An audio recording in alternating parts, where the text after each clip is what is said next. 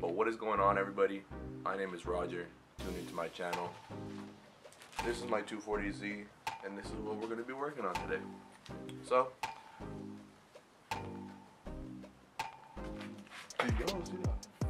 dude, that thing's huge. Alright, so this is a ball joint here. This is garbage. I was literally driving this car home from the exhaust shop, and I swear to you, this car was like, bang. That's how it was driving. Horrible. Here is a new one. Let me take it out of the packaging and y'all can see the difference. I promise you, this thing is horrible. You hear my dog in the background, sorry about that. She gets a little too excited. So, old one, let's see if I can get it to focus. Old one, see it? Where's the boot? This is no ball joint here. This is literally just a screw or a bolt, whatever. This is what you need right here. Nice. It moves around nicely. It's stiff. This made my wheel shake like crazy. I'm talking about I can move the wheel like this with it being in place. See the difference now?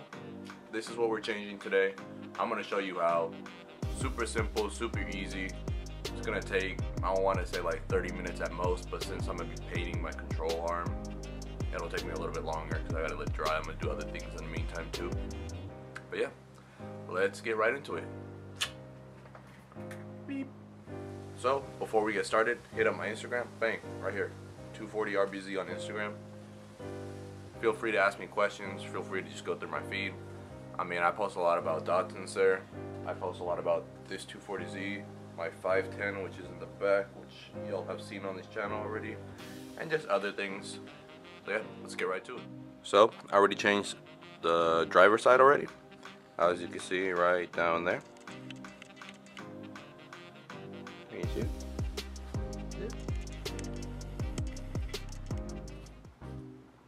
But only focus, but right there. You see it? Boom. Brand new. Now the wheel doesn't shake like crazy like it used to, and I'm hoping that's the problem that I had, but I don't have a proper alignment, so I'm assuming that's gonna factor big into the reason why the car pulls like every which way. But it's honestly pretty simple. 2 bolts under the coilover, 2 bolts for the tension rod, a bolt for the sway bar, and then for the steering rack, I didn't take it off completely, I just took off the part that's bolted to the ball joint. But yeah, let's get right into it. It's a simple process, shouldn't take you too long. Like I said, I'm going to be painting the control arm like you can see here. I painted the control arm black, and I ended up painting my caliper red just because it was rusting. I would have thought that it had a coating on it, but I guess the ones that I got didn't have a coating on it, so they started rusting. So like, before we get started, let's appreciate the coveralls. Some nice stuff. I feel like Ludacris back in Too Fast and Too Furious, man. It's nice. Keep the drip, man. Look at that fat intercooler right there. Sheesh. So let's get started with which one I went with, where I bought it, how much, and why I went with this one. So I went with the Japanese 555, as you can see right there. Is it upside down? I don't know. Yes. Japanese 555. This one is made in Japan.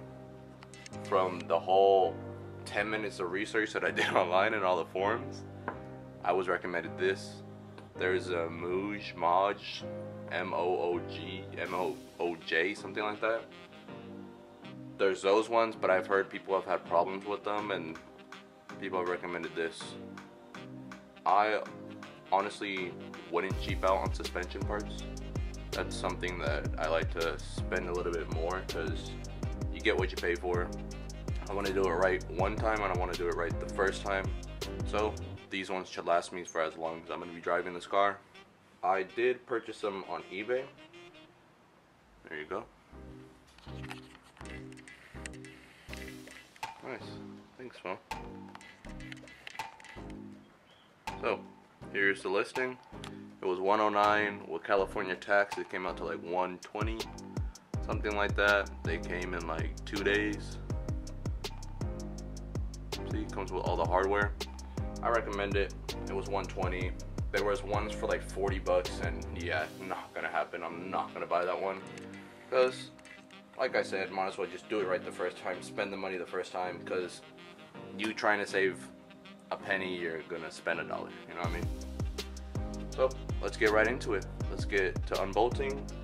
I'm gonna zoom in on the parts that you need to unbolt. Like I said, honestly, very simple. So let's get to it. Alright, so I got everything pre-loosened, so don't worry if it seems loose.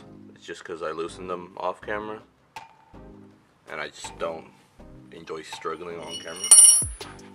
So, start off, honestly, with anything you want. I'm gonna just go with the sway bar. I believe it's a 14.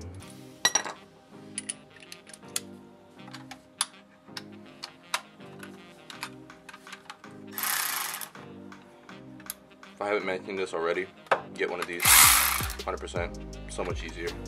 Makes your life so easy. One on top, one on bottom.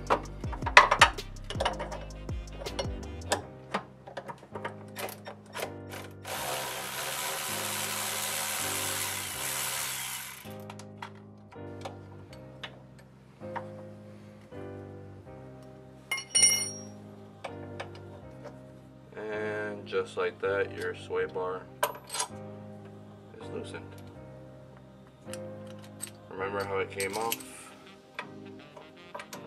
If I remember, I don't know.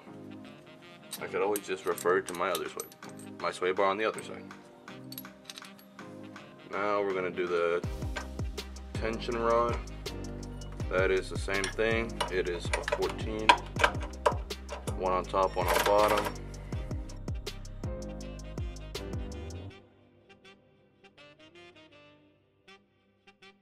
Cool. Now that that is done, the last thing is control arm to the control arm to the bottom of the, or well, to the ball joint or whatever.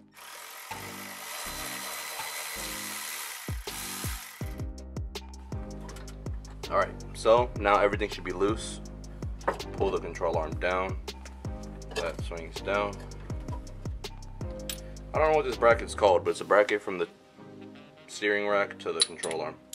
That bracket has to come off. There we go. And just like that, now everything is loose. You are going to drop the control arm down. This swings out. This is a bracket that I was talking about.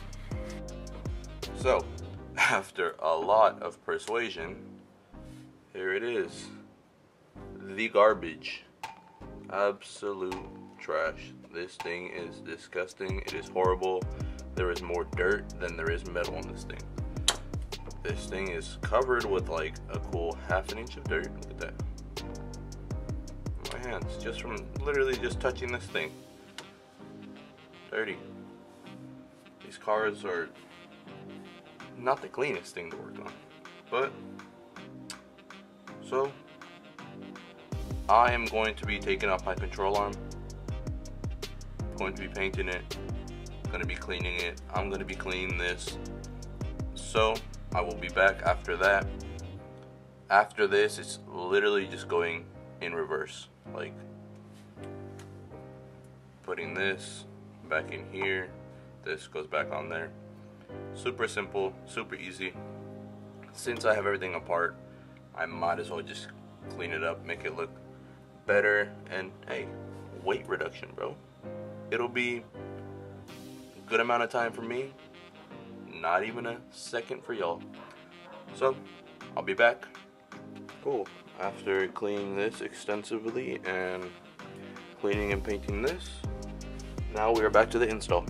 So, take off the hardware, set it in here. So, it does come with a bag of new hardware. You're going to take the small ones. It has a locking washer on it. And you are going to screw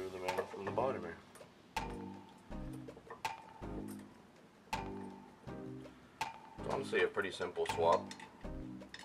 Literally took me longer to clean and paint than it did to actually do this swap. You're just gonna tighten those. So now that these are tightened, I've made them pretty tight, not super tight, just because I like to tighten everything at the end, because it makes it just easier for fitting stuff. You're gonna put, let me lower it for you. Now what you're gonna do is you're gonna take this bridge, this bracket bridge, whatever it's called, connect it through here. You're gonna put it through this bolt here. You're gonna put the nut on it. You're just gonna put this crown back in. Like I said, I wouldn't tighten everything super crazy just because it's gonna be a lot easier for you to tighten it once everything's assembled, because it gives you a little bit of free play with everything. So now we're gonna put the tension rod on. It comes with the new hardware, the 2 bolts and the nuts. Lift it up.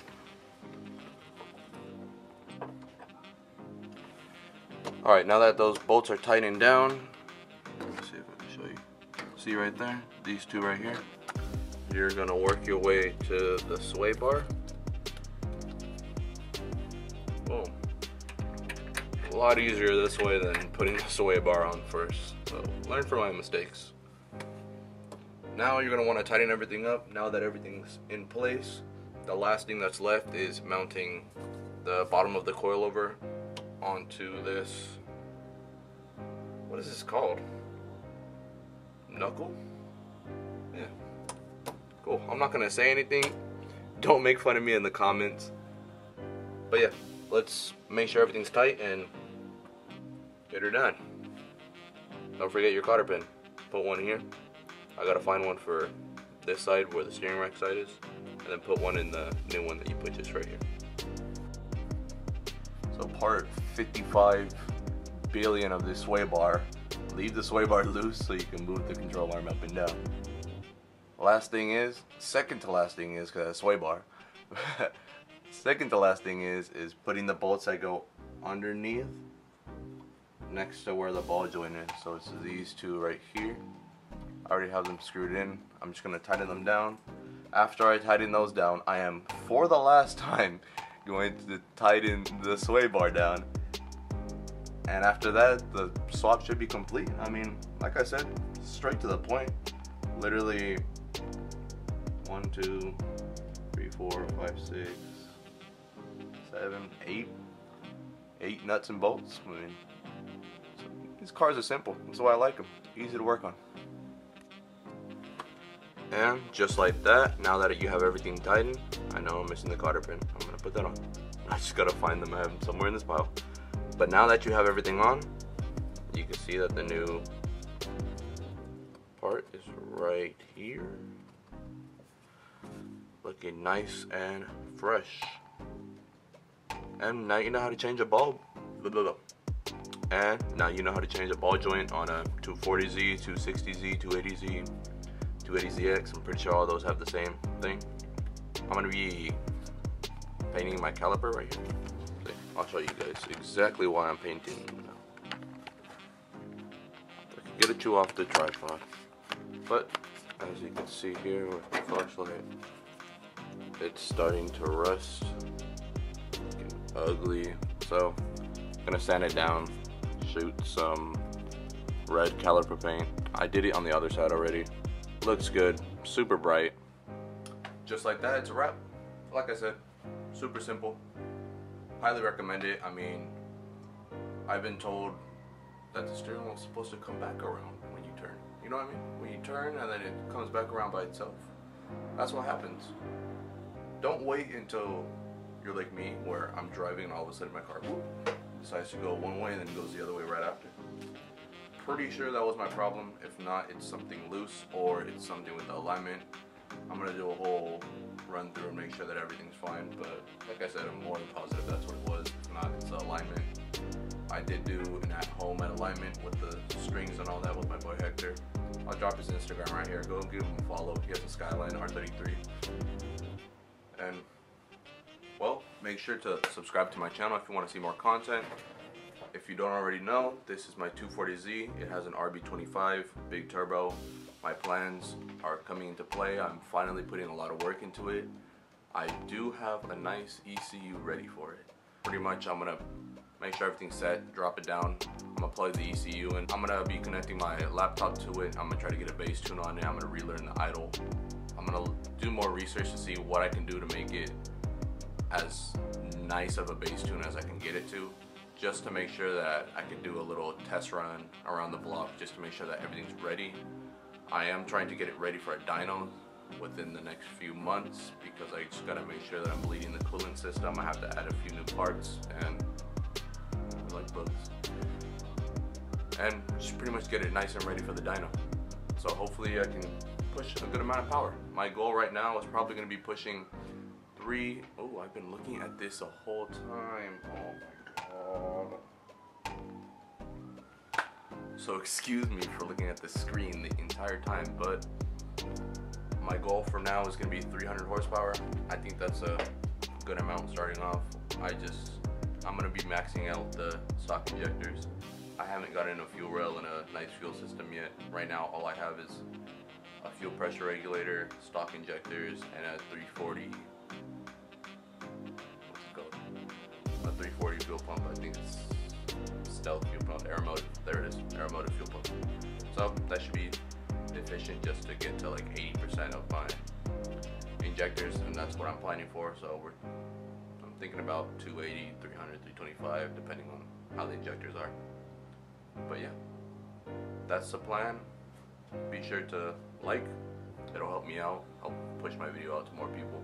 Be sure to subscribe. I'll be posting more content with the 240. I have the 510 behind me. I have lots of plans. I have a harness ready. I have a dash cap ready. I'm installing the gauges. I'm getting everything nice and clean. Inside is a lot better looking than it was before. I got the exhaust on it, so at one point when the car's running, you guys are gonna hear a nice exhaust clip. It's not gonna be an open down pipe like before. And yeah, the car's gonna get a full run through within the next few weeks, and I'll be posting about it. So be sure to follow my Instagram if you haven't already, right here, 240RPC. And feel free to comment down below what you think, any questions, just anything you have in general. Just drop a comment if you like the video. And like I said, feel free to DM me whenever. I'm open to answering any questions. And if you just want to say what's up, go ahead. I'm friendly. So, until next time, I'll see y'all in the next video. Alright, peace out. Until next time.